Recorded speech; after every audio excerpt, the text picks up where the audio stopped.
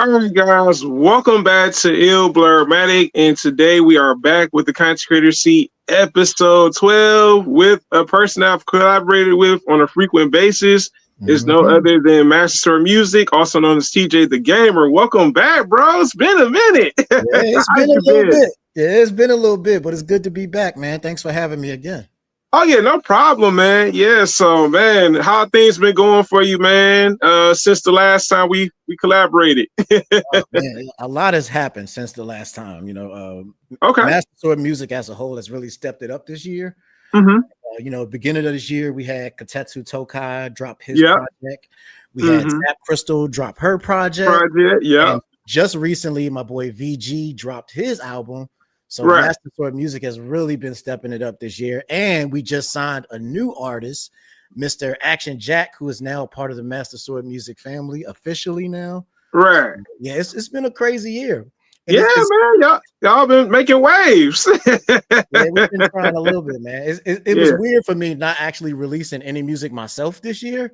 Okay. But yeah, because like technically I didn't drop anything new this year. Like it was all my Yeah. artists dropping stuff this year. So Yeah. You was it's letting them get their shine. Ain't nothing wrong with that, exactly man. letting the team get theirs. Exactly, Yeah. exactly.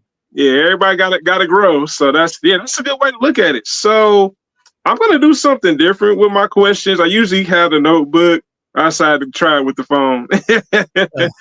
So give me a sec because I'm about to pull it up right now. Do your thing, man. Um, so for this, I want to ask you this because you tend to have had a lot of new milestones. What are some of the new milestones that you were surprised by when it came to your success? One of the biggest one that surprised me is just how well my artists have done. Like Okay. with Zap and Katetsu and VG, their albums have been doing amazing streaming numbers. Yeah. They've all cracked like 5,000K in the first week for their Woo. projects. Woo. And it's that was crazy. I wasn't expecting them to come out the gate just doing those kind of numbers. So that was really, really impressive. And Yeah. just the fact that Hmm. my artist, because this is kind of what I've wanted Master Sword Music to be, was more like a record label. Right. So like now it's like that dream is like coming true now because now all my artists are dropping projects and I'm getting new Yeah. artists. And like one of the things I can talk about is Action Jack, the new artist that just joined. He's going to be dropping his first MSM project next year as Okay. well. And Okay. also my homie Thousand Star is going to be dropping his album next year as well. All So right. so that's going to basically be the whole crew is going to have their own solo projects as well as my solo project that is going to be dropping Okay. in January. So it's like for me, it's just having my whole team being able to get their moment to shine and seeing that Yeah. they're all doing amazing numbers. Everybody has been really, really supportive of the team. So Right. I was kind of worried about, not being at the forefront because, everybody, when they think of Master Sword Music, they immediately think of me. So Right. now we're getting to the point where people are starting to realize that, oh, it's more than just him. It's Zap Yeah. Crystal and VG Yeah. and Tetsu and Action. Right. So like now I think that was a big milestone for us is just having everybody get that time to shine. And that was Yeah, man, definitely, yeah. Like you said, now everybody else see that it's more than just you. It's not you're the face of it, of course, yeah. but there are other people behind it as well that are a part of the brand. So yeah, that's really a good way to look at it, bro. Yeah, 100%, man. I'm really, really excited about what MSM has been doing this year. 2024 has been great for us. Okay. So my next question, this is for the new album. I never asked this. What was your recording process that differed from your previous albums that you got coming out for your next new album? I would say the biggest change in this one is the time. Like Okay. I put a lot more time into this one than I think I have any of my previous projects. Like I've been Okay. working on this one pretty much since the end of 2023. Yeah, like right after I Wow. dropped my last project, All About You. Like Yeah. when I was finishing that project up, I had already started on this album. And Wow. because my other artists had, dropping their projects, that gave me more Yeah. time to work on mines. So pretty Hmm. much the whole time they were doing their projects and albums, I was Yeah. working on mines in the background. So like this, the music has been done since about 3 or 4 months ago.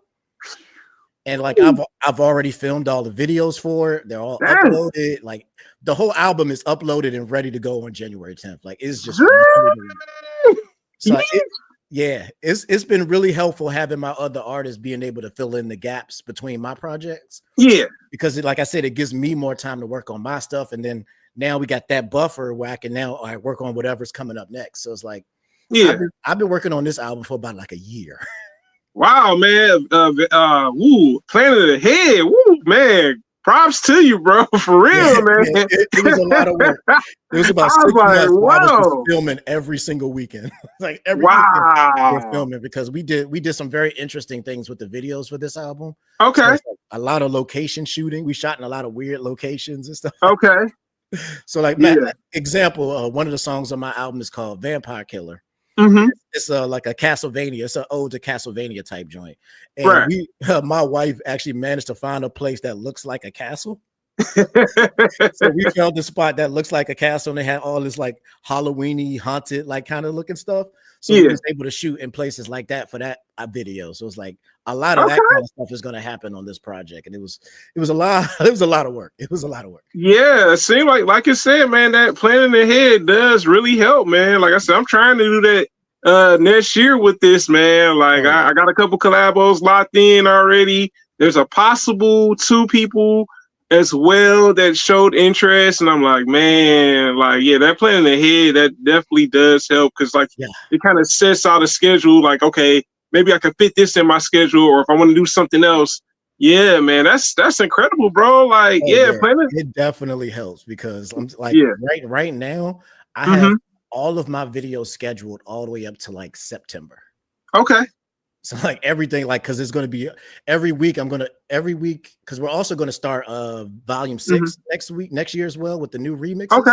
So like the first week will be a first video for my album, then the following week is going to be a remix, and then we're just going to keep alternating back and forth. So the week after that will be another album video, then the week after that will be another remix video, and so I've got all of those scheduled up for like all the way up to like September at this point. So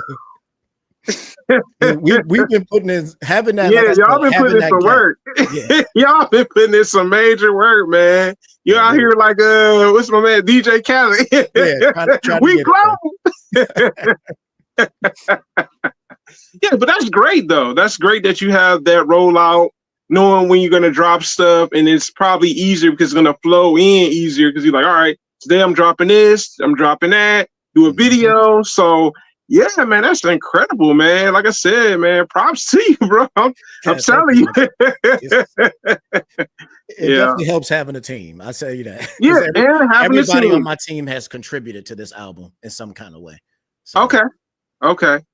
Yeah, so that's incredible, bro. So my next question for you, was it difficult choosing between 20 tracks, bro? Like I know some artists have a certain number that they're comfortable with, and there's some that like I got to do more. I think I'm that second one because at first, when I first started this project, my goal was to do 16 songs. Okay. And then when I got to that 16, then one of my guys, Katetsu Tokai, who's been doing a lot of production, he actually produced half of the beats on this album. Okay. So this will be the first time I've actually really used an outside. Oh, he's not an outside producer, but it's the first time that I've used a producer that wasn't me. Okay. On my previous projects, I did all the music myself. That's true. Yeah, on this project, my man Katetsu has been stepping up as a producer, so he helped me produce literally half the tracks on this album. And as soon as I got to that 16, he just kept sending me stuff. He's like, check this beat.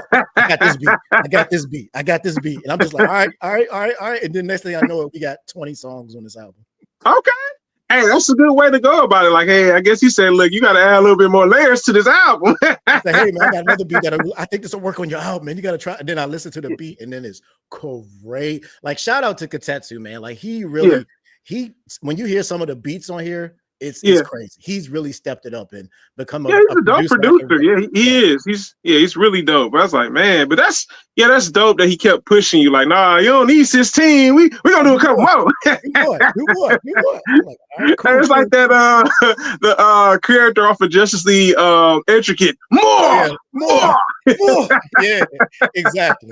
So he definitely kept pushing me. And next thing I know, this album was 20 songs, and I was like, all right, now we gotta stop. He still was sending me stuff. I was like, we'll save that for the next project, bro. I think 20 is enough. Hey, he was gonna have a 26-piece album.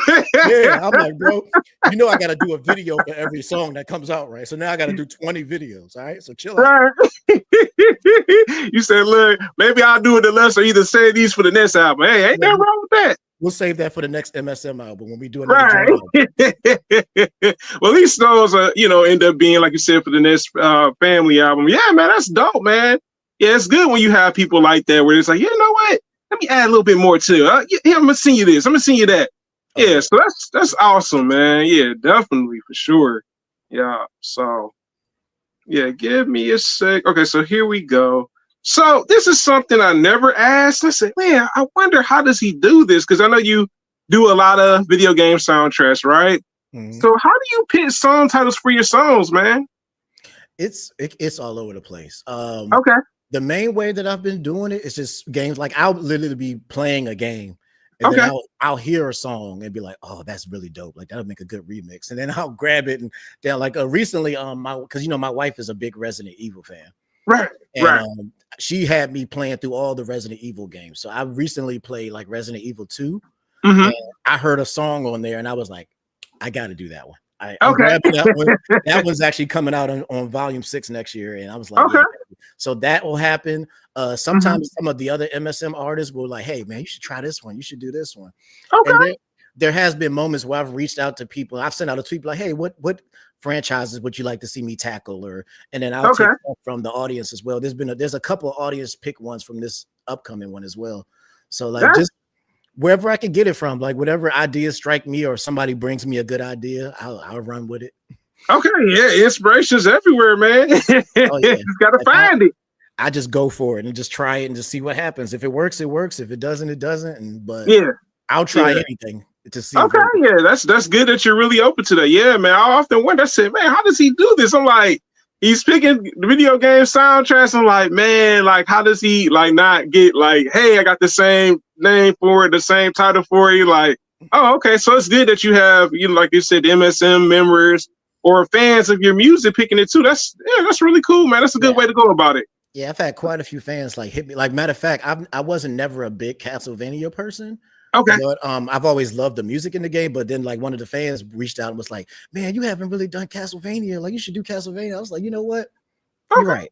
I'll do it. So not only did I do a remix for a Castlevania song, I also did the Vampire Killer song I was talking about earlier, which is based around Castlevania. So stuff like that happens, or some like other people will bring me ideas and bring like, oh Nino, oh my boy Nino in the chat. What's good, bro? What's going on? It's actually funny that he joined because that is actually Zap Crystal's brother.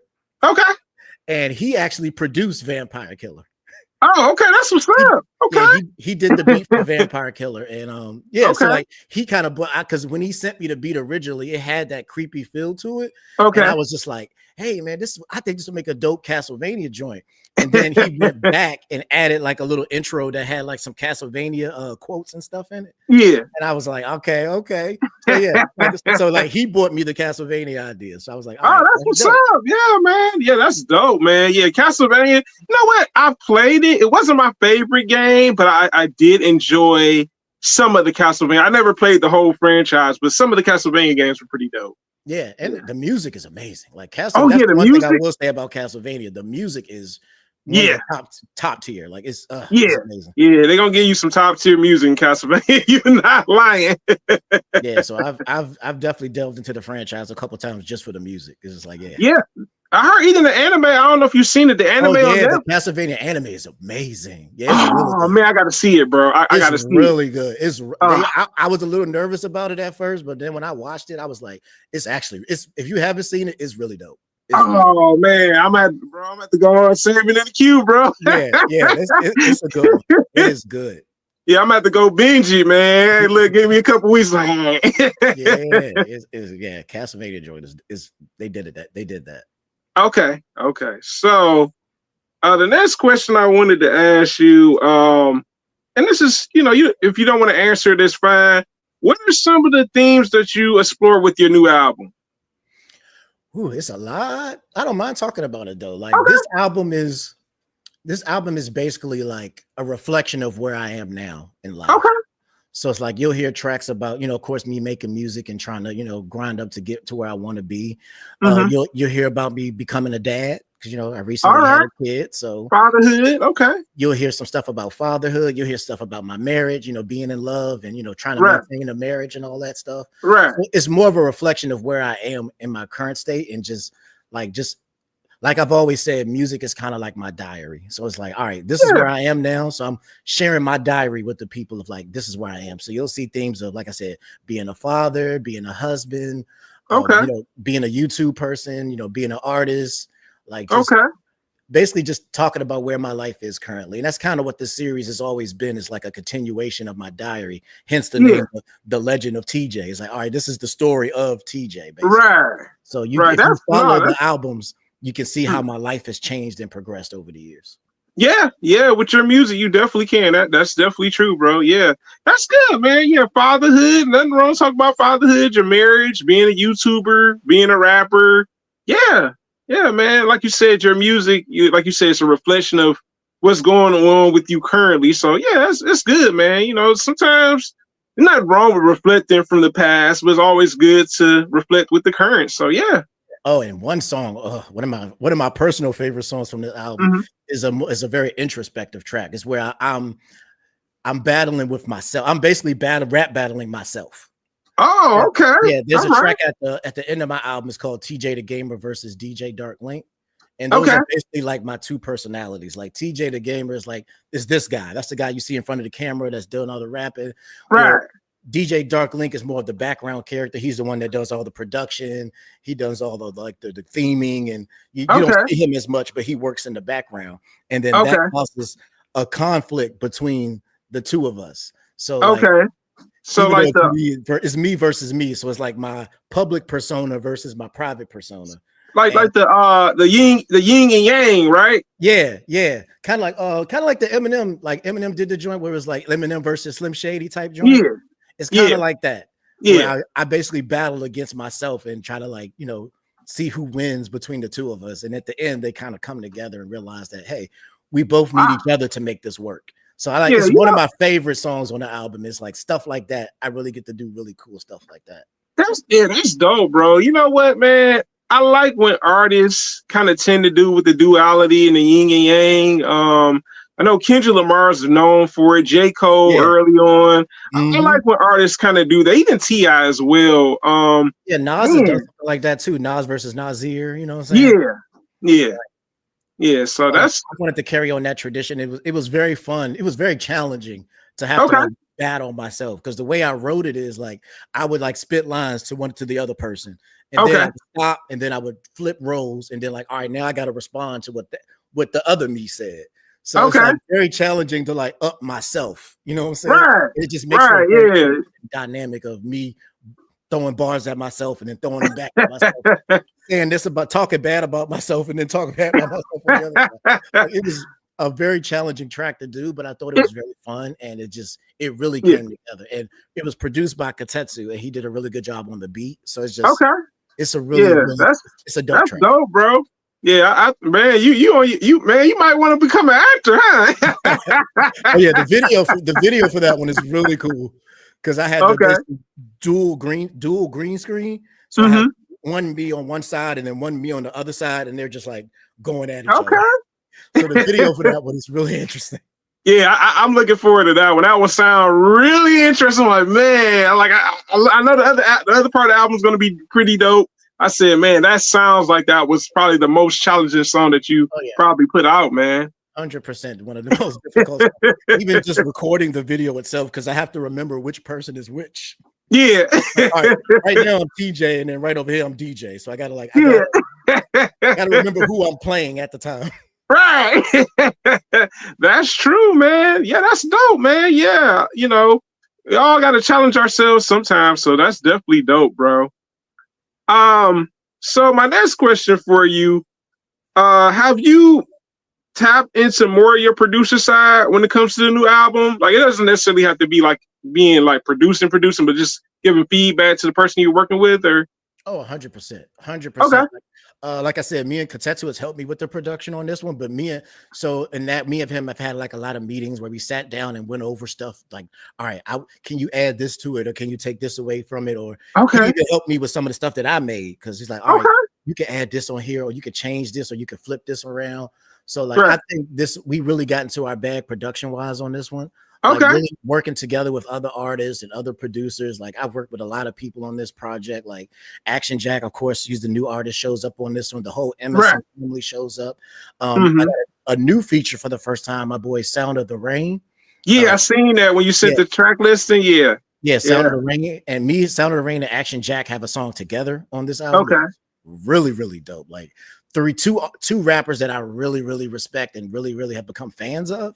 Yeah. And now I've gotten to work with both of them together on one song. So all three of us together on a track is just crazy. So, Action Jack, man. Yeah.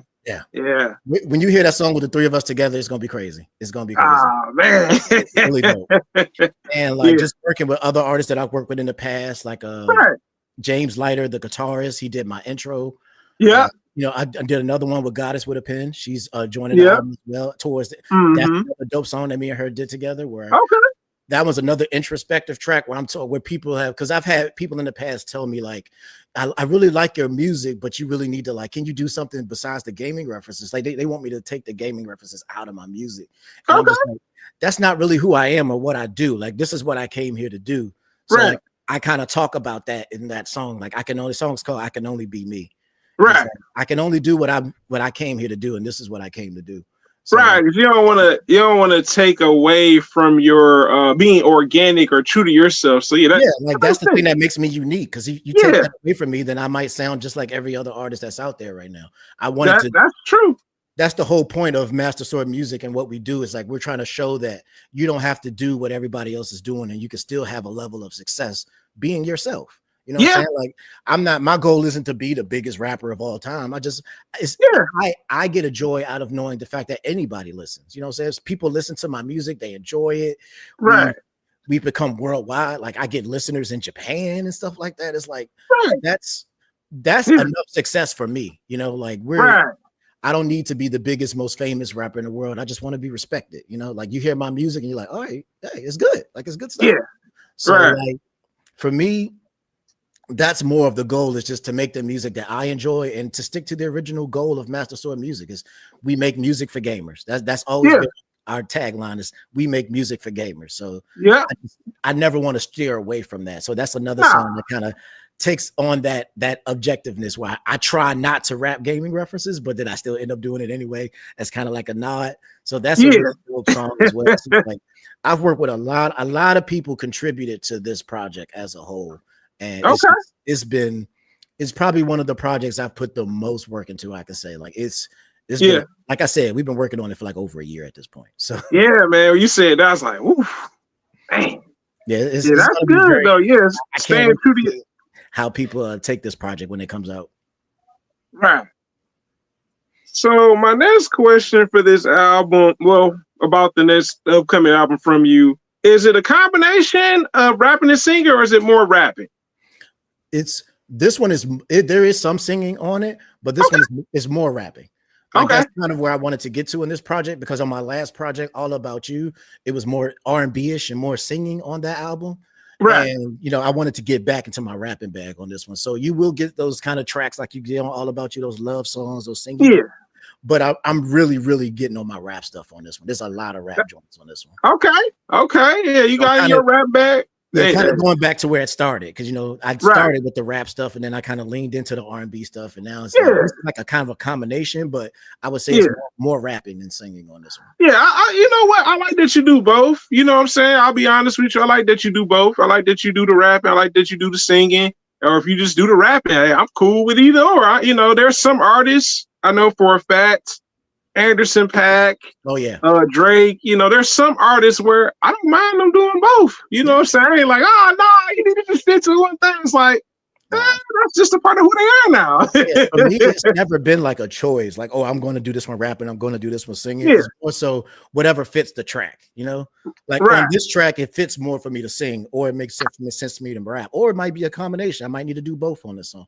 But it's never like, all right, I'm making a rap song. Oh, I am making an R&B song. It's just whatever feels right for the song that I'm doing. So you'll get a little bit of both on this album. And I think that's probably the big plus of this album is that there's a lot of variety. Like you're gonna get those love songs, those love songs that I've done on like All About You and stuff like that. You're gonna get those like old school hip hop tracks that you've heard from me before. You're gonna get some new school stuff. You're gonna get a little bit of this, a little bit of that. You're gonna get those really aggressive type songs. You're gonna get those softer type songs. You're gonna get internal songs and more deeper type stuff, or it's a little bit of everything. There's something for everybody on this album. Yeah, you just dipping it, man. Just dipping it in the sauce, man. Like, all right, today I got the ranch dressing, I got the barbecue, honey mustard, Hey, ain't nothing wrong with adding that sauce, man. Hey. That's good, bro. So the next question I wanted to ask you, give me a sec. When did you know you were gonna sign Action Jack, man? Because I heard the song on Twitter that y'all did together. I'm like, man, like I always knew. I said, man, he would be a nice fit over there with Master Sword Music. It was actually kind of a long time coming. Me and him worked a long time ago on a track I did called Game Over a minute ago. And it was really dope. And I really liked working with him. And then I did a song on his album, and then he joined. He did another song. We did another song together. Then he ended up doing a song. Yeah, had a couple together. Yeah, he did a song on VG's album. He did a song. Me and Zap did a song on one of his projects. And before I know it, we were just working together all the time. And I've even done some production on some of his stuff, like his new project he did recently. I made some of the beats on that one. We have been working together behind the scenes for like a long time. And I've always had it in my mind, but I never want to push anybody to do something because he had his own thing. He had the Music Grounds thing. That was kind of his own thing. So I didn't really want to push it. But then we did a live stream together where he kind of like mentioned it. He's like, yeah, man, I feel like I'm a MSM member as much as we work together. And then after he's kind of throwing something at me. So like behind the scenes, I just hit him up in the DM. I said, look, man, I don't know how you feel about leaving your thing and coming to join us, but I just want to let you know that the door is already open for you at Master Sword Music if you want to be a part. He's like, all right, man, let me give it some time to think about it, and I'll get back to you. And then like a while went by, but without me even hearing anything, and I just kind of left it where it was. And then one day he just hit me up. He was like, man, I think I'm ready. And just like we always do, I go out to the group and I sent the message to the group like, hey, Action Jack is interested in joining the group. How do y'all all feel about it? And everybody was like, yes. So everybody 100% voted in for him to join the group. And that's when we was like, all right, we brought him in and we did that song together as like his introduction to the group. And like I said, we've already done so much work with him. It already just felt like he was a member because he shows up on my new album twice, actually. He shows up on that album twice. He shows up on VG's album. We showed up on several of his projects. He's probably going to show up on Thousand Stars project. And then he got his own album that we're already working on his album. So he's already chugging away at that stuff. So it just kind of worked out where it's just like, boom, he's in the team. Boom, here's the song. Boom, here's the So it's like, it seems like we planned the whole thing. But we really did. It's just that we was just ready to work. Like we've been working together for so long. We just had so much stuff like in the tuck ready to go. Right. Yeah, that's what's up, man. I always wonder. I said, man, you guys, like, I remember you were posted on Twitter. I'm like, man, he got nothing with this guy. Like, whoa. Like, when is he gonna sign this guy? When he told me he was ready, I was always ready for him to join. And the team, everybody on the team was like 100% yes. We all love him. We all work with him. And it's good that you guys came together as a team, like it was unified. You know what I'm saying? It wasn't just like, hey, man, this is the person. Y'all like, hey, sign them. Yeah. You know. Honestly, that's how we've done it with everybody at MSM. I've never just like forced in a member. You know, like every time I get an idea of somebody who may want to join, I always present it to the team first. Like, all right, because I the more importantly than just being good, like it's the team chemistry that we all have. We Right. all work very well together. We all have our pluses and minuses. Like this person is good at this person is good at this. So we all kind of fit it all together. So I never want to break up that team dynamic by bringing in somebody who doesn't fit. So, okay. But like I said, at that point, Action Jack had already worked with pretty much everybody on the team anyway. Okay. So it's like everybody was already familiar with them and worked with them. So they was like, yeah, cool. We would love to have them. So yeah. But we always work as a team to be like, all right, do we all agree that this person should join? And once everybody was down, it was just easy. Wow, yeah, that's incredible, bro. Y'all always said it, man. I said, you know what? I said, this guy, he might be a perfect fit to this label. I kept saying, it's just some artist you can look at and you're just like, man, this person would be great with this person. You know what I'm saying? We just work so well together. And like Action Jack kind of reminds me of myself. He's one of those dudes that just hits the ground running. Like soon as he gets any idea, he's boom, boom, boom, boom. Like I'll send him a song. Like, hey, bro, I need you to get on this song. And like literally like a couple hours later, he'll send it back. Like, here you go. Wow. So it's like, because the second song on my album that he jumped on was actually not originally for him. It was supposed to be somebody else, but we couldn't get them at the last minute. Okay. So it was like a last minute thing, like, hey man, can you fill in on this track? And literally within like the hour, he sent the track back, full vocals and everything. So it's like, I'm like, yeah, this is somebody I could work with, man. Like, I can easily work with him because he hits the ground. He sends it out. He gets it back. Sent me the video for it. Like everything was just boom, boom, boom, boom. I was man, it seems like you guys share a work ethic. Y'all have that particular same work ethic, and that really works when you guys sometimes have a similar work ethic. It just meshes well together, and it's like, man, that's dope, man. Like he did a last minute feature for like, hey, look, man, so and so can't be on this track.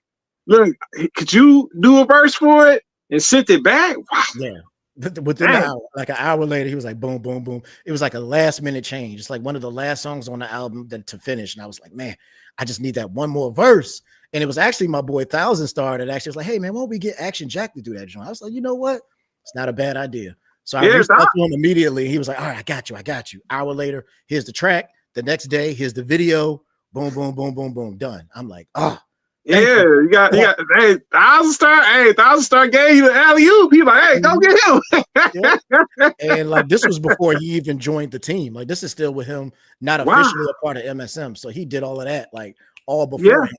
So I was like, you know what? After working with him so many times and seeing how well he works with the whole team, like I said, him and VG had worked together and they did a good job together. Right. Him and Zap did a song together and that one came out really well. Right. Everybody seemed to work with him really well, and he's very, very adamant about getting stuff done and like moving forward and pushing the envelope. And I was just like, I gotta have him. I gotta have him on the team. Yeah. He's very assertive. That's a good thing, though. Yeah, very, very assertive, driven. Y'all have a similar ambition. That really works. So, yeah, man, that's incredible, man. Yeah, I kept saying because I remember the one day I was on Twitter and I'm like, man, I kept saying, I said, Action Jack will be a great fit for MSM.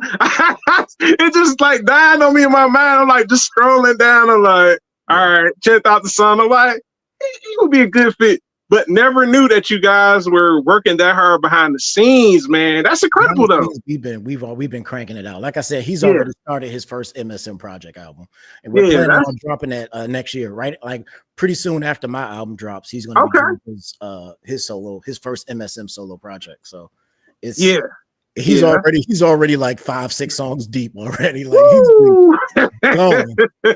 Got the fire lit in him, man. He's been ready to work. Like, oh, VG in the building. What's good, bro? What's going on, VG? But yeah, like, he's hit the ground running. He's already reached out to everybody for features, and like this is like, I can't be mad at that. Like that's more. No, you can't. So my next question is something that's interesting. I know everyone has different album processes. How many days did you think it took for this album to come together? This new album that you're releasing? It took a minute. It took a minute. Okay. It was like right after I finished All About You. Mm-hmm. I was like, all right. I knew the only thing that I knew for sure is that I wanted to get back in my rapping bag a little bit more. Right. So I was like, okay, I know that. And then I started like just trying to figure out how did I want to piece this whole thing together. Okay. And when I went with how it ended up coming with the ideas is that when I went, I didn't realize how long it has been since I've dropped a project. Because technically I haven't dropped an album since 2023. Was when I dropped All About You was in 2023. Because then right after that, we did the movie and then Katetsu's project and then Zach's project and then VG's project. So like I was like, oh man, like it seems like I haven't dropped any music in like a year. I was like, man, it's time for me to make my comeback. And I was like, oh, comeback. And then that's when I came up with Return of the Hero, which is a reference to like the first album I did. My first album was called The Hero of Rhyme. Yep, The Hero of Rhyme. Okay. Hero of Rhyme was my first album. So I'm like, I want to go back to like kind of that kind of style because I was mostly rapping and doing my thing on that track. So I was like, how could I like link those two projects together? So it's like that is Hero of Rhyme, and now this one is Return of the Hero. So now the hero is returning from the original album. And once I came up with that idea, that's when everything started coming into place. I was like, all right, so I need this kind of song. I need this kind of song. And I started putting pieces together, and then Katetsu came in and started sending me some beats. I'm like, hey, you should try this idea, throw this down. And we just started cooking up, and then we just laying it down. And then before I knew it, it was like, okay. And then once I hit that last song, I was like, boom, yeah, this is the album right here. I think we got it down. So it was a very organic process. It was like since I had so much time to work on it. Right. Like I said, all the other artists was dropping albums. So I'm just like, all right, I got time to really like sit back and like cook this joint. Right. Yeah, go on and cook it up and figure it out and stuff. Yeah, man. And it was very, very organic and just piecing stuff together. I probably made like 30 songs for the album and then just pick the best 20 out of them. Yeah, I probably got a bank of like 10 songs that are probably going to show up on later projects on different. Okay. I know one of the songs I did, I ended up giving to Thousand Star, which is going to show up on his album, and then some of the other stuff will probably show up on like the MSM album and stuff like that. But I probably did like 30 tracks all together, and then we just picked the best out of those ones, and we ended up with 20. And wow! So originally the album was going to be 30 songs. Man, that would be interesting. I'm not going to lie. Like I recorded 30 joints, but I'm like, all the songs were good, but then I picked all the songs that kind of fit into the theme of what I was doing. And the other ones were kind of just like didn't really fit the way I wanted them to. So I was like, you know what, we can use these songs for something else, or future projects. But I wanted to trim it down a little because 20 is still a thick album. So it is 20 is. You're not lying. 30 might be a bit too much, and that's a lot of work for me to do because that means I got to record 30 videos. Yeah, 30 videos, right. You're right. Yeah, that's a good way at it, looking at it, money in a money aspect, because videos are costly, you know. So yeah. Especially when I do my videos, because we always like shoot in like crazy places. Like one of my favorite film days is we went to the video game museum. Okay. Yeah, we have a video game museum here in Texas. I did my song. Right. Proud to I remember seeing that. Song, it's part of the Proud to Be a Gamer song. And we shot at the video game museum. So we had to, we went to the video game museum, got permission to film there. And I was able to film in front of all these cool stuff. They had like all these retro consoles and old games and like references to old Atari. Like they really like history of video gaming in that place. So anybody, if you're ever in Texas and you want some cool stuff to visit, the video game museum is a really cool place to check out. And it was really one of my favorite places to shoot because we got to see so much interesting stuff. And like they got all these consoles set up. So on the side, you'll see like N64s and Atari, regular Nintendos. You could just walk up and just play them. And it was really cool. All these like paraphernalia from old. They even had like the old school Zelda board game. What? Yeah, it's like one of the rarest things, one of the rarest Zelda collectibles I've ever seen. Like I can't even. Oh, that's wow! It was a Zelda board game, and they had it like there on display, and I'm just like, that's so cool. So like, wow, yeah. So like the way we film is like crazy locations, crazy things. Doing this, like the last album we filmed at an airport. Yep, y'all sure did. Some of the ideas that we come up with is like absolutely insane. So it's like, yeah. So once we got those 20 tracks done, then I immediately just went into filming and just started busting down all these videos, and then of course editing everything and putting it on there. And Yeah, it was Yeah, that's awesome. it. So You know we've been what? working on it for about I'll say at least 10 months altogether. Woo. Yeah, you know what? It would have been, I'm not gonna say you'll never do it, but it would have been interesting if you did 30, because there've been a couple artists, like my cousin's favorite rapper is E40, and he has an album Yeah. where I think it's either 30 or 40 tracks, and I'm Yeah, like, yeah, it's up there. Yeah, I know yeah. exactly what you're talking about. Yeah. Yeah, I was in Probably the one day. barbershop and my cousin, like, I'm like, is this just one album? He's like, yeah, 30 songs. I'm like, 30 songs? I'm like, what? What's good? He What's said I going did. on? Yeah, PG said he did 12 and it took a long time. Yeah. Yeah, I guess it just depends on the artist, man, and the fan base too. But yeah, 30. Woo. Yeah. Yeah, I see why you maybe one day I'll do a dual disc. yeah. But I was like, for this project, I was like, I kind of want to like cut it back a little bit. It's a little too much going on this one. So I was like, all right, I'm gonna cut it down to 20 and we're gonna bust that out. And we'll save these other songs for later. But yeah, I think 20 is a good number though. 20 is definitely a good number, because once sometimes you get to like a 30 or 40, it's like, man, are these songs really good? Or is it just like you don't want the quality to start dipping when you get into too many songs. Like honestly, this is not even my longest album. Like my what was it? Heroes Awakening. Like 2 albums ago, I think that one was 22 songs. Yeah, it's about 21, 22. Yeah. So, like I've done like most of my albums are usually like between 18 and 22 songs. So like my albums are usually pretty thick, and I was like, I was trying to actually cut back this. I was like, I'm gonna do 16 and maybe not go so long, but then songs kept coming. I was just, you know what? We're gonna do another long one again. 20 songs. All right, let's go. Right.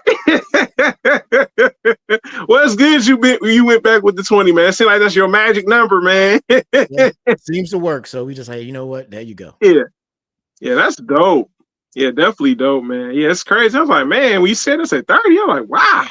Yeah, and then you know what? Recording songs like it was crazy. It was a season where I was doing I was recording like 2 or 3 tracks a day, just going. Dedication. Yeah. Yeah, and it's interesting because, like I said, it's like you said, it seemed like you never left, bro. Like, I kid you not, bro. Like, bro, it seems like you're still here. Yeah, like, it doesn't even seem like I haven't released anything because you still see me, because I was featured. I was featured a lot on Kotetsu's album. Right. I was featured on Zap's album. I was featured on VG's album. So you're still seeing me, and plus I'm still doing the remix album. So you're still getting that. But it's like, technically, I didn't drop anything. Like I said, most of everything I did this year was features. I featured on Actions projects. I featured on Zap, Kotetsu, VG. So you were still seeing me, and I think I did like the Metroid freestyle I did this year. Metroid freestyle, So like you were still seeing me here and there, but like technically I did not drop any. This is the first year. I think this is the first year I have not dropped an album. Yeah, man, that's good, bro. That you still was able to make it seem like you were like physically putting out stuff, but you had already, let it out there, put it out there and let people check it out and stuff. Yeah, that's great, bro. It was wild, because I didn't even realize it myself, because I've been working so hard this year. Like doing albums for myself is actually a little bit easier than working with another artist to do their album, because you gotta, get them to do what they want to do and like get it to fit the way they want it to fit and try to bring their vision to life. And then I have to go back and mix and master everything and make sure the videos are tight and make sure like this is good and make sure their editing is straight. And so it's actually a lot more work working with other artists to get their product, especially with Zap's album, because with her album, I also did all the videos for that one as well. Right. Like I filmed all the videos, I edited all of those ones. It was basically the payback, because on All About You, she did all the videos for that project. Right. So I was like, all right, so now you got to pay me back. So you're going to do all of my videos. I was like, all right, cool. So I did all the video work on that one, all the mixing, mastering, most of the production on that one. Kotetsu did like 2 or 3 songs on that one, but I produced the majority of it. And then Kotetsu's project, I did a couple features on that one, helping get that one together. VG, I did a couple features on that one. So like I said, it just seemed like oh, TJ's here. He's been that's what it felt like. I was like, man, definitely, bro. That's a good way to go about it, man. Yeah, this has definitely been one of the busiest years. I think this is the first year that we've dropped like new videos every single week for the entire year. Like we didn't miss 1 week. I think next week is the only week we're not dropping a video because I was like, you know what? It's Christmas week. We're done.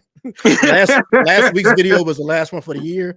We're taking a little bit of vacation and then we're coming back in January, that first week in January, and we're hitting the ground running. Right. There you go, man. There you go. Yeah, you hear VG down there putting in that work. Yeah. Yeah, putting in that work. Yeah, for sure, man. So this is a good question I wanted to ask. This is, if this is a gamer one. If you were to ever do like another gaming series for an album, what would it be? Another gaming series from Nintendo.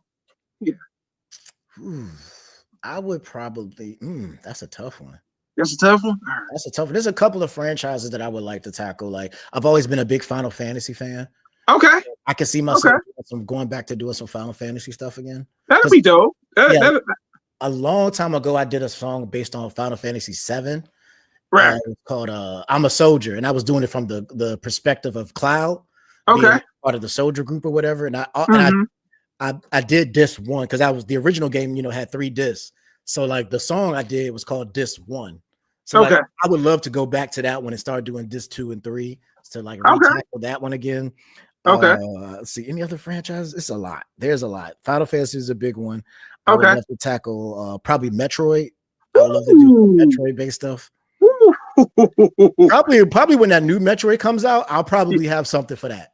Because that's why I did that Metroid freestyle, because I just thought that was like, I really like the Metroid series. And Metroid is one of my favorite other Nintendo franchises besides Donkey Kong and Mario.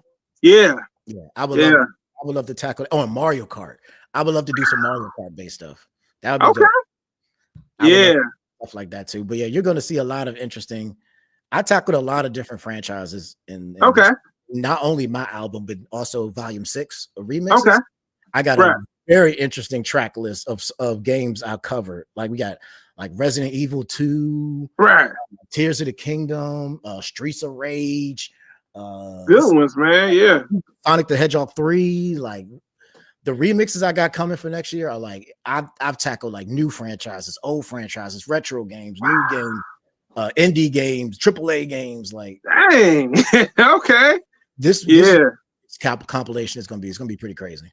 Yeah, man. I'm looking forward to that Metroid Prime 4, man. It's been a long time coming. Yeah, that's what I'm saying. When that comes out, I'll probably do a remix to the Metroid freestyle or something. Metroid Prime freestyle. There you go. You know what? That would be dope if you did like an album series with Metroid. Like, because I never heard anyone. Like, there is another rapper. I don't even know if she still raps anymore. Named Samus. Oh, yeah, she was a girl nerdcore rapper. And it would be dope to see somebody else tackle like Metroid. You know what I'm saying? It was like, man, that'd be crazy. Like just each album and then have like the different things dealing with Metroid beats wise and all that stuff. Yeah. That's something I would definitely be interested in because I've played like the Prime series is probably like big for me. Prime. Yeah. And I even played the remastered of the original Prime that came out on the Switch, and that was good too. So it's like, And then Metroid Dread came out on the Switch. That one was dope. It's already good. Metroid Dread was fire. Oh man, bro. Bro, you better be. I was actually surprised because I like I said, I mostly played the Prime games. I wasn't really into like the 2D Metroid games. Was that Fusion? Yeah, Fusion, Super Metroid, stuff like that. I didn't play a lot of those games. So like Metroid Dread was like the first time I really played a 2D Metroid game, but it was dope. I actually had a really good time. I played through that one twice at this point. And Fusion, I had it. Man, let me tell you what happened, bro. So I had Metroid Fusion on the Game Boy Advance. I'm taking it back, y'all. And literally, I got to like I was like maybe 2 or 3 bosses away from the end. And, back in the day, we had strategy guys. I'm taking it back, bro. Oh, yeah, strategy guys. And for some odd reason, I had the strategy guy, left it over grandma's house. And when I came back, the strategy guy was gone. I was a big strategy guy kid too. I actually collect strategy guides. Okay. It's part of my collection. So like this is like my I've seen that one. My man's had that one. Yep. I got That's a bunch crazy. of. I got one for Minish Cap. I got one for Ocarina of Time, Breath of the Wild. I've Yeah. been trying to get my hand on like all the Zelda strategy guides. So like I collect the. I was a big fan of these, man. I got That's so many what's of them. up, bro. I never knew that you was like that, bro. Wow. Yeah, I got one for Spirit Tracks. Dang, bro. Bro, this is dope, bro. I never knew this about you, man. That's crazy. Wow. This is my big boy right here. I got the big joint for Breath of the Wild. That's the Breath of the Wild joint. That joint thick, bro. Dang, that boy's solid. Yeah. Like that's my Breath of the Wild one. Like I love strategy guides, and I started collecting them when I first moved to Texas. Dang, a lot of cool retro stores here that sell those kind of things. So I've been like trying to track down all of the Zelda. That's my goal, is to get all the Zelda strategy guides. Dang, you dropping jewels, bro. I never knew you were into strategy guides like this, bro. Even the Pokemon ones, did you have those back in the day? Oh, yeah, I had those back in the day too. Yeah. I used to love those, man. I would get them and just sit down and just read them, just for just for the fun of it. I was the same way. That's crazy. Wow, bro. Yeah. When I moved here and I started going to like gaming conventions and stuff, and I started seeing them on the shelves, I was like, oh man, that's so cool. And it just took me back to my childhood. So then I started collecting. I was like, you know what? I'm gonna make it a goal to get my hands on all the Zelda strategy guides. So far, wow, that's what's up, bro. For real, like so far, I got like 6 of them right now. I think I got that's what's up, though. Spirit Tracks, Breath of the Wild, Minish Cap, and I think Tears of the Kingdom, and, the original Zelda. Okay. Yeah, that's dope, man. Yeah, like I said, I was a big strategy guy person, so I had the Pokemon ones, I had a couple of the Metroids. I had a bunch of the big one I used to get all the time was the Nintendo Power ones. Oh yeah, the Nintendo Power game. You taking it bad, bro. Yeah, Nintendo Power. I remember those. Yeah, my one I have for Minish Cap, for Zelda Minish Cap, is actually a Nintendo Power one. Okay. Yeah, man. It kind of sucks that those are gone, man. Stuff like Nintendo Power. Remember Game Informer? Game Informer, yeah. That just ended a few years ago. Ain't that crazy? Yeah, it is crazy. Yeah. It's a couple of, that was too. Yeah. But yeah, man, I used to love those things. I used to always cop them because they used to at the Blockbuster in my town, they used to sell them there. And I would just whenever I go to rent a game, I would just I would go to the magazines and see they had any ones for the games that I had. And I was like, oh, I got that game. Let me get that one. I would save up my little money and just get me my little game magazine and take it home and just sit there and just read and learn how to play all the games. And that's what's up, though. Yeah, man. It's sad, man. I was telling my little cousin about this. I said back in the day we had like strategy guys and you know what I'm saying, other different things with gaming. Y'all don't know nothing about strategy guide. They don't even know nothing about an instruction manual. We used to get those in the games. All that's new. That used to be my favorite thing to do as a kid too. Whenever I got a new game on the car ride home from the store, I would open it up, pull out that magazine, and just start reading. Like, all right, as soon as I get home, I can just get right into it. So I would in the car with my mom after we just came from the store and just this. And I'm reading that game, flipping through the pages. Like, let me see. We learn all the controls. Let's see what the story's about. Right. As soon as I got home, pop. Yeah, we going. Yeah, I was a sucker for the artwork. I love the artwork that they had in the strategy guys. Secret like hidden codes and other things that were really cool.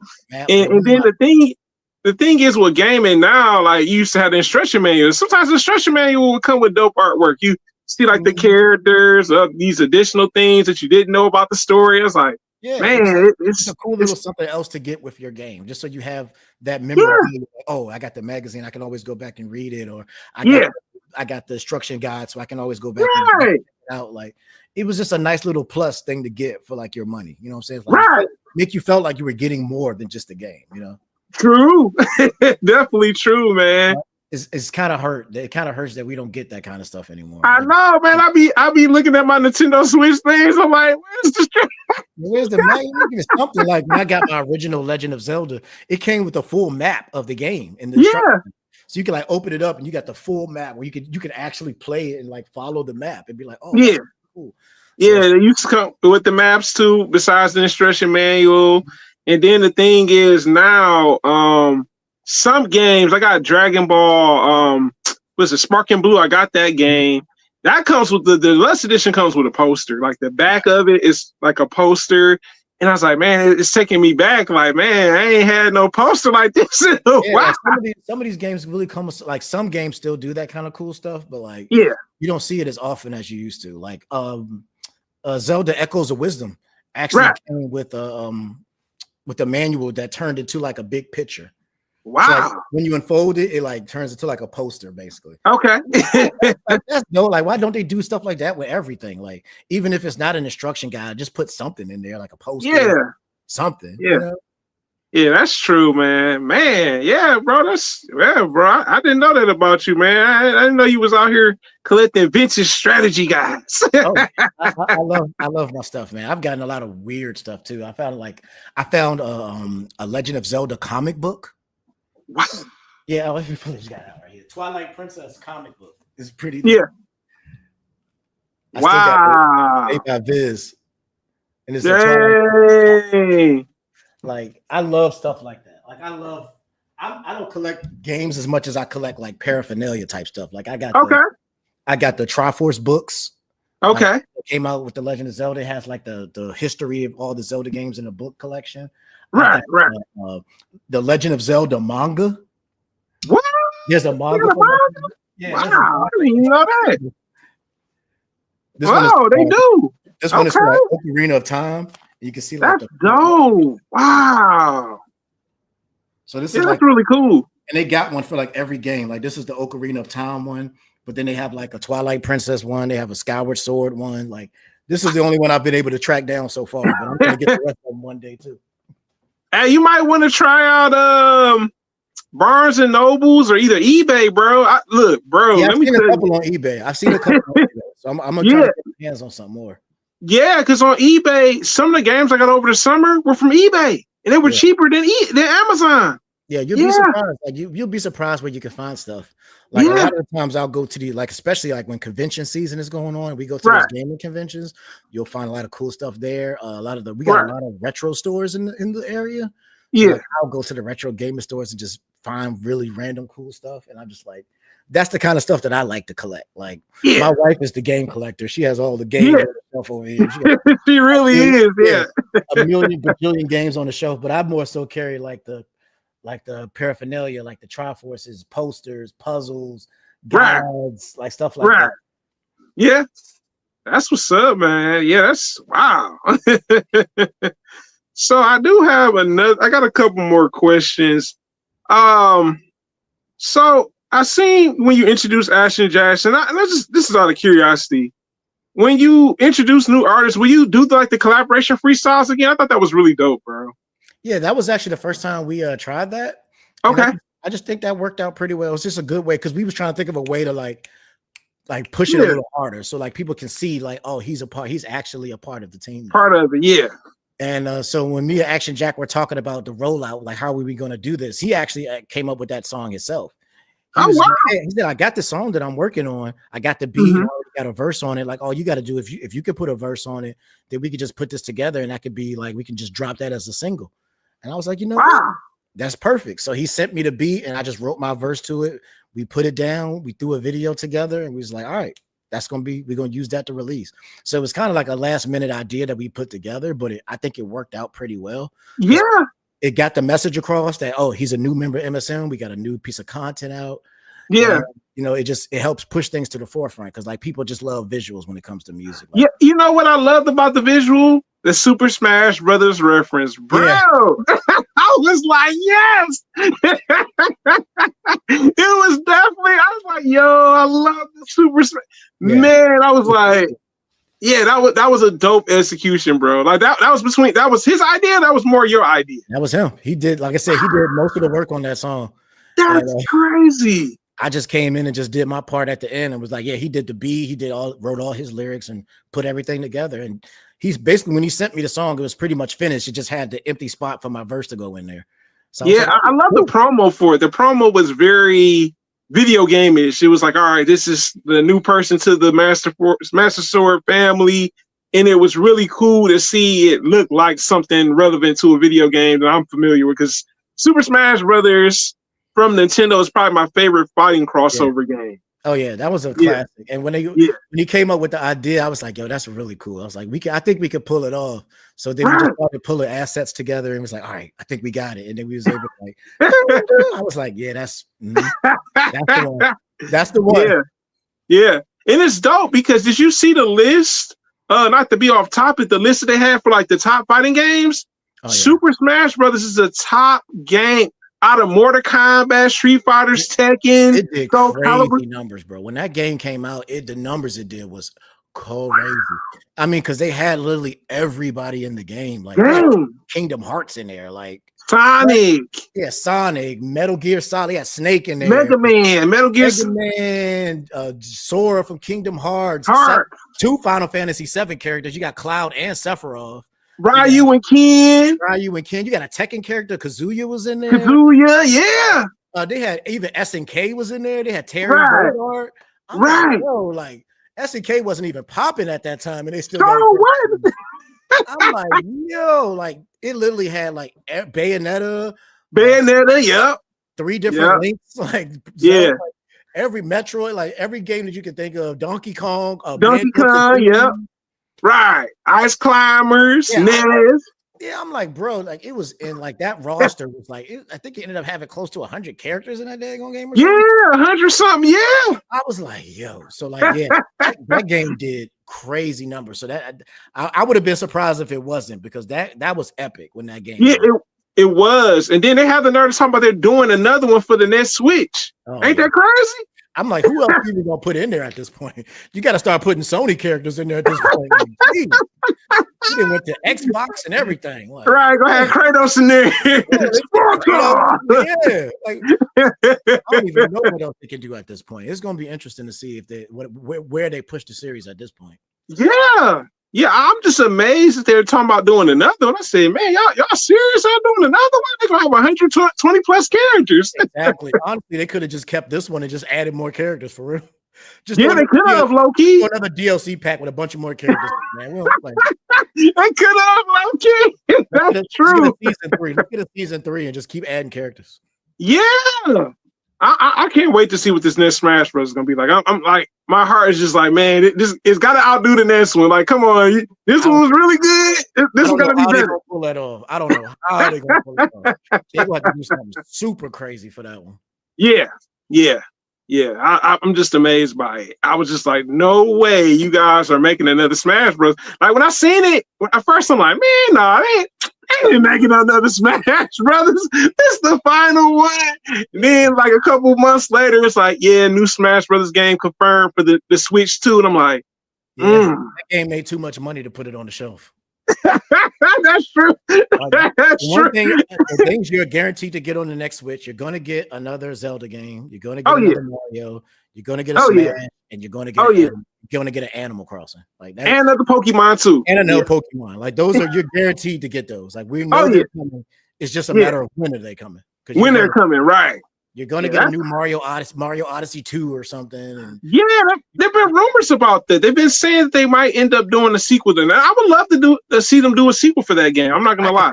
I can see that happening because Odyssey did really well. It really gave you that Mario 64 feel. It was like it really did. You were feeling like, I'm like, yo, this is what Mario 64 was when we first played it back in the day. Like different worlds, and you go into world and completely 3D free roaming, just do your thing kind of game. Right. That's what Odyssey was. I'm like, they took it back to like Mario. They even had the original castle from Mario 64 in the end of the game. Right. Yeah. I'm like, that's fire. So I could see them doing another sequel of that. Of course, you're gonna get another Zelda. Of course, you're gonna get you already know Metroid Prime 4 is coming, so that'll coming officially. Yeah. So that with Nintendo, you know what you're gonna get. You know what you're gonna get. You know definitely. Yeah. So my next question is from one of your videos, man, that you did recently, bro. You really are great at talking about gaming in a positive way. What was that? A challenge for you? Hold on, which one are we talking about? When you went to talk at the college? about gaming? Yeah. Yeah. Yeah, that was actually my first time doing a public speaking experience. Like that was Wow. my first time. Yeah, Okay. it was one of the colleges in the area, Tarrant County College. They had just reached out. They do this yearly event called Gaming for Change, and they have like different topics, and they have different people come out and speak.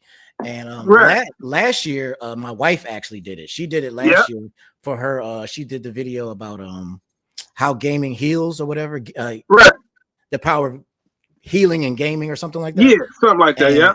And she went out there and spoke on that video that she did, and like we got to talking with the professor there that runs that thing, and he was like, "Man, next year I would like to have like both of y'all come back and do it." And I was like, "Oh, okay, cool." And I didn't pay it. I didn't pay it no mind. But then later on this year, he had hit me up. He's like, "Hey, so you still down to come in and do it?" I was like, "Yeah, I'm doing it."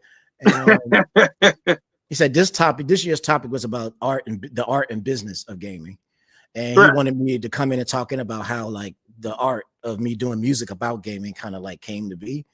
And I was like, okay, cool. So it was actually a really, really fun experience to be able to come out there and talk to people about what I do, and being able to, just relate to that. That was very interesting. But that was my very first time doing a public speaking engagement, and I was super duper nervous. But man, you did a great job, bro. You really did, man.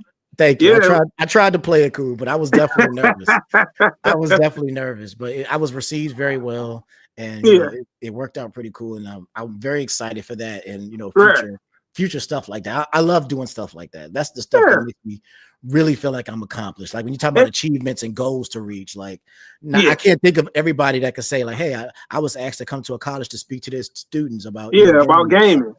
Like that's super dope. Like not everybody gets opportunities like that. So I'm appreciative for stuff like that. So like, the numbers and all of that stuff is cool, but like just being able to touch people and speak to people directly is just like that was special. About gaming. That was definitely dope, man. Yeah, like you said, it was something that you had an interest in, and you spoke about it and how it's positive to you and everything. I thought that was really cool, man. I was like, man, that was really dope. I had a really good time doing that event, and we got to see some really cool stuff. Like another one of the speakers was one of the speakers was actually a Legend of Zelda expert. Oh, and wow. So he did like a full breakdown on like emergent gameplay and like breaking down like how the game works and how speed running and like all these glitches and like how people do all this kind of stuff. And he like broke down Tears of the Kingdom, and I was like, that was really cool to watch. And then of course my wife did her thing, and they had quite a few interesting speakers there. So it was cool to like connect with some other people, because he's an author too. He actually has a book out about his research. He's a professor at another college that does research on like the psychological effects of gaming and stuff. And he just dropped a book about the Legend of Zelda and how like it changed people's lives and stuff like that. And it was really interesting to like see. So it was really, really cool. So we got to see a lot of cool stuff and be a part. They were having a Smash Brothers tournament during that event. So we got to see some high level Smash Bros play. So it was really cool. Like it was a really cool event that they had there, and it was cool to be a part of that. Yeah, that's dope, man. Yeah, Smash Bros tournament. Wow, man. Yeah, they was getting it in. They was getting it in. Like right before I went up, they were doing part of that tournament. So like right before I spoke, they were playing Smash, and we got to see some people do their thing, and it was really cool to watch. And then like right after that, Smash Bros. Yeah, Smash Bros, man. At the con, usually when we go to the con, they have that. I know I was at YumaCon earlier this year, back in November, and man, one of the games they had out there was Smash Brothers. You had Tekken, Street Fighter. So like, you kind of know when you go to the con, like be on the lookout for somebody playing Smash Brothers. Somebody might be playing Tekken, Street Fighters, Dragon Ball Z. You know what I'm saying? So heck of a year for fighting games. Like this year, crazy. We got Street Fighter, we got Mortal Kombat, we got Tekken, we got so many fighting games come out this year. It's great. Oh, we got the Marvel vs. Capcom collection. Marvel vs. Capcom new one. Did you hear it's free? Yeah. They got the fighting game collection 2 joint. Yeah.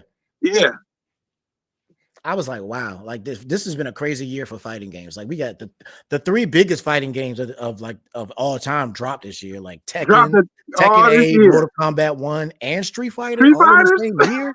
Street Fighter 6, Tekken 8, and Mortal Kombat 1 is like the 3 biggest fighting game franchises all dropped games this year. That was like, that's wild. Yeah, that is definitely why. And it was like back to back too. They were really close Yeah, together. I yeah, think it really Mortal Kombat was. came out first, and then Tekken came out right behind that. And the Street Fighter was first. Then it was Mortal Okay, Kombat. Then Tekken. okay. I Yeah, was that's like, wow. Like it was like if you were a fighting game fan, 2024 was a good year for you. really, yeah, really was. Yeah, you're not lying. Definitely. I was like, dang. I was like, hey, this comes out this part of the month, a year. This Yeah. comes out this part of the year. Right? This comes out next. I'm like, wow. I'm like, wow, that's crazy. Yeah. So I got one other question for you, man. Really two. So, my next question for you, what was your biggest accomplishment for this year, bro? Biggest accomplishment for this year. That's an interesting one. Yeah. There's a lot we've accomplished this year that I'm very proud of. What could I say I'm the most proud of? Okay. Let's see. Honestly, I think one of my biggest accomplishments this year was the fact that we hit internationally this year. Like we are I think the last time I checked, we were in 7 different countries now. Okay. One of the biggest, like we've gotten following in places we've never gotten following before. Like we got yeah, that was pretty big because now I can officially say that I'm an international artist. Because Right. One of our second biggest country is Japan right now. We're really big in Japan. Yeah, the Japan loves the remixes. Like the remixes get played like crazy in Japan. Okay. Canada was I think number 3. Of course, Okay. US is number 1. Okay. Japan was 2. Canada was 3. 4 was Germany. Wow. Really threw me off because we've never had a presence in Germany before, so that was interesting. And Right. then number 5 was Africa. We actually got some in my home country now, so it's really cool. That I'm getting love from my fellow Nigerians. So yeah, that's what's up. Yeah, so like, the motherland. Yeah, because my dad is actually Nigerian, so like I'm half Nigerian. So like it was really cool to see that like, oh, my home country is showing me some love now. So that was really dope. And so that was a pretty big accomplishment this year. Streaming wise, we've been doing amazing. Like I was so surprised how well we've been doing streaming. Like this year, I am like 700 streams away from 900K. Yeah, like I just checked it this morning, actually, right before we got on. I'm like at 899,364,000 streams with just me alone. So that's not including the other artists. So like altogether, we're over 900K. But it's been really cool to see like that growth this year. Has been absolutely insane. And like, my goal is next year we're going for that milli. Next year we're going for a milli. We're hey, go for it, bro. Away. I know for me this year, my Blade video was the biggest one. One of my Blade videos. Yeah, I remember that one. I seen that one. That was really good. I was like, whoa. That one did amazing. The biggest one we did this year, I think, was actually one of the remixes. Actually, it was the Kingdom Heart remix. Okay. The Kingdom Heart remix we did. That one blew up. Like I don't know. I wasn't even expecting that one to do the numbers that it did, but it got crazy. That's the same thing for the Blade. I wasn't expecting it to be that big. I was like, it's always the one people don't like it. Yeah. It's never the one that you expect. Like the one that you like, oh, this is going to be the one. That's not the one. The one you're like, that one's okay. And then that one just blows up. Like I was not expecting Kingdom Hearts to do that kind of numbers, but that remix did incredible on YouTube. I think it hit like 2K views on YouTube. And streaming wise, it did. I think that's actually what got us into Japan was Kingdom Hearts, because Kingdom Hearts is really big in Japan. Yeah. So like when that remix came out, all of a sudden you see a lot of listeners from Japan just logging in and playing that remix, and then they go check out the rest of the catalog. So it's like it was really cool to see that happen, like just to see us really like reach an international market this year. So I would say that's probably the biggest accomplishment this year, is that I can say that MSM is an international company now. It's like it's pretty dope. Yeah, definitely international for sure, man. That's what's up though. Yeah, I was pretty hyped about that. Like I said, the streaming wise, we've been doing well. Spotify has been showing us a lot of love. We've been doing that is our top streaming platform is Spotify. Okay. Even more than like YouTube. The funny thing is like YouTube is probably my smallest platform at this point. Okay. On Spotify is the biggest. Apple Music is number 2, and then number 3 I think is Amazon Music. Okay. So like, we're doing way better numbers on streaming platforms than we are actually even on YouTube. So it's like that. That's a crazy accomplishment too. Yeah, I think with YouTube, YouTube got a lot going on. Like you got stuff, like you said, because you're a musician. Then they got the YouTube TV. Then you got regular YouTube. So it's like, It's a lot going on. Yeah, and yeah, and YouTube, like YouTube for me has always been like just like a vehicle to point people towards the music. Like I right, want you to come see the videos, and if you see the video, you're like, oh, I want to listen to this. All right, go to Spotify, go to Apple Music, because that's right, really where it comes for me. Like that's really where the monetization comes in for me is through the platforms like Spotify, Apple Music, and stuff like that. So for me, the YouTube has always just been like, all right, this is the visual that people, because people love to have a visual. visual, yeah, Here's your visual, and then I want to lead you to go to the platforms to go listen to the music, because that's really where it hits for me. Is like like I said, Spotify is the number one platform for my music right now. Like that is yeah. where we do the biggest numbers and the most streams at is on Spotify. So it's Okay, been really yeah, interesting to see that change. Like I started as a YouTube guy, that was like the main platform forever. right. Then next thing you know, it's Spotify kind of creeps up, and now Spotify, we're the biggest on Spotify that we ever been. I think we had like 883 monthly listeners. Woo. Yeah, that was Yeah, like the average listeners for the month. Like I'm like, wow, like it's yeah. That's been crazy incredible. to see that change happen, to see like Spotify just slowly creep up, and now to be in our biggest platform is like insane. Oh, Yeah. another big accomplishment I'm excited about this year was the website. That's a big Okay. one. Yeah, Okay. we finally got Okay. our official website, masterswordmusic.com. That Right. is really cool to have like a one-stop shop where you can just come in and you can get links to all the music, all the videos, all the merch, and all that kind of stuff. So it's like Okay. that was a big one. I've been wanting to have a website for like a long time. So to actually be able to like, hey, where can I find you at? Hey, go to masterswordmusic.com. Everything. You get the YouTube, you get the Yeah. Spotify, you get all the links for everything. You can see all the individual artists, you can check out their music, like Right. everything is there. So like anything you have, you just go to masterswordmusic.com and you can like get it there. So I think that was a big one for us this year, was finally getting the website up. Okay. Yeah, man. That's what's up, bro. Yeah, man. Different milestones, accomplishments. There you go.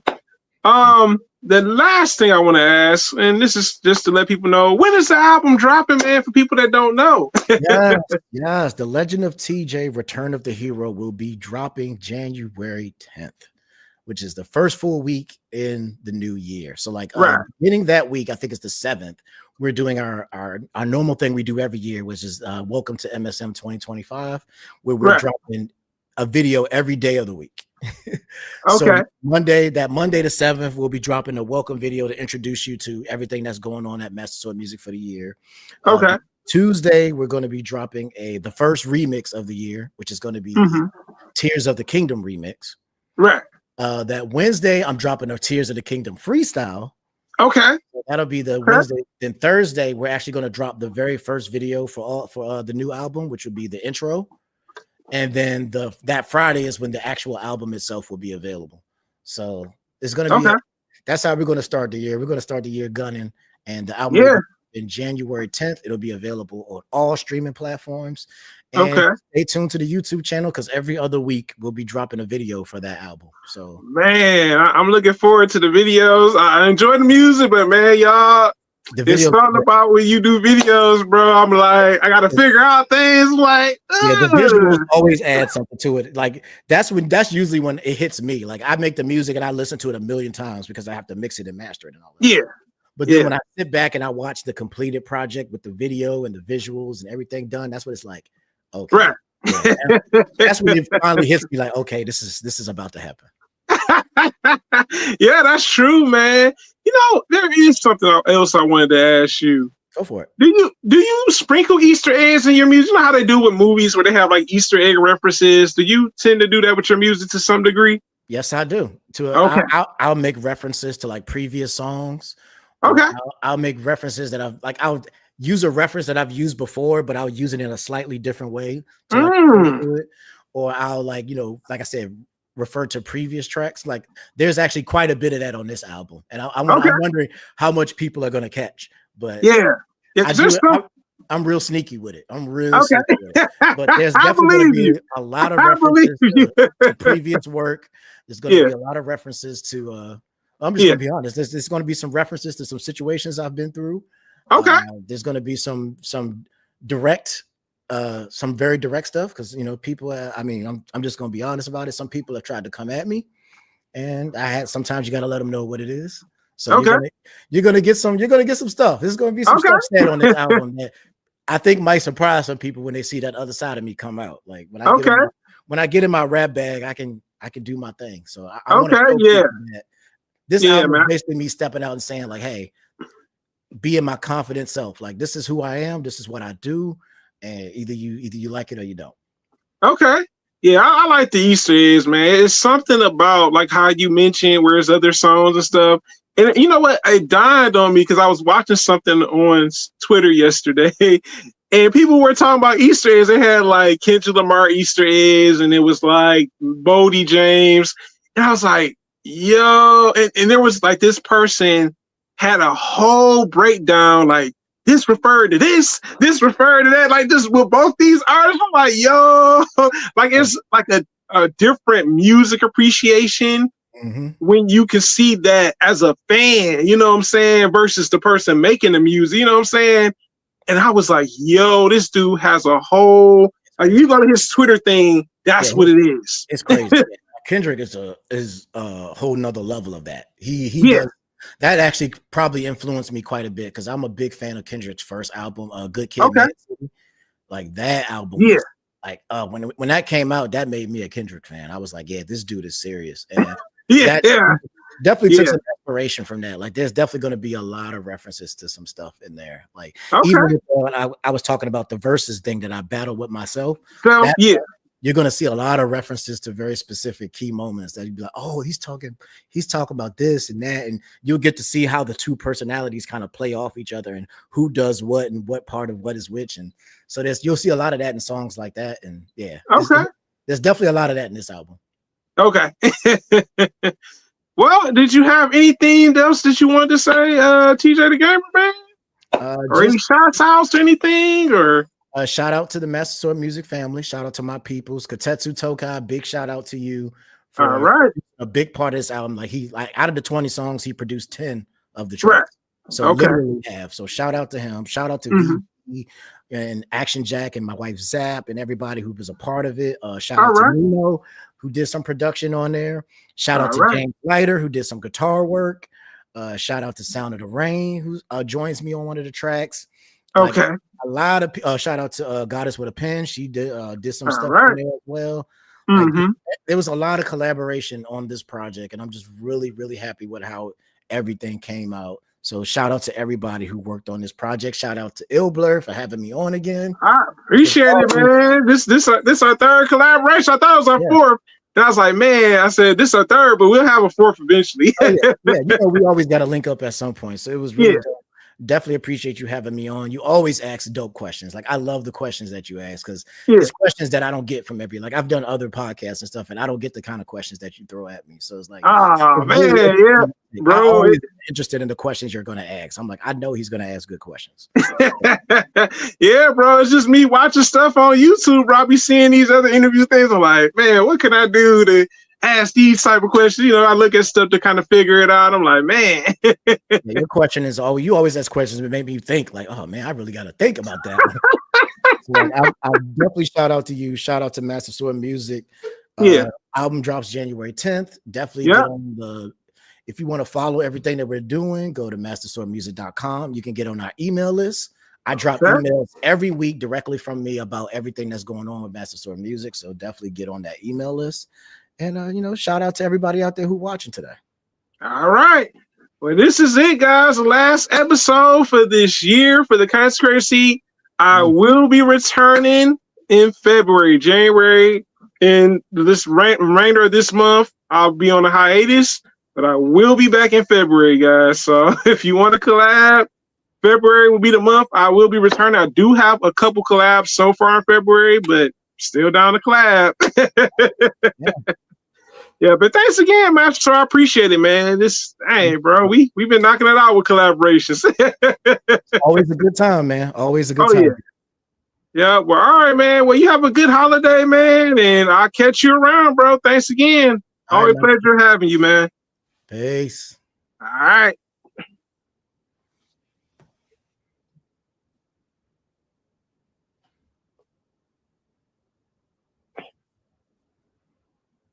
There we go.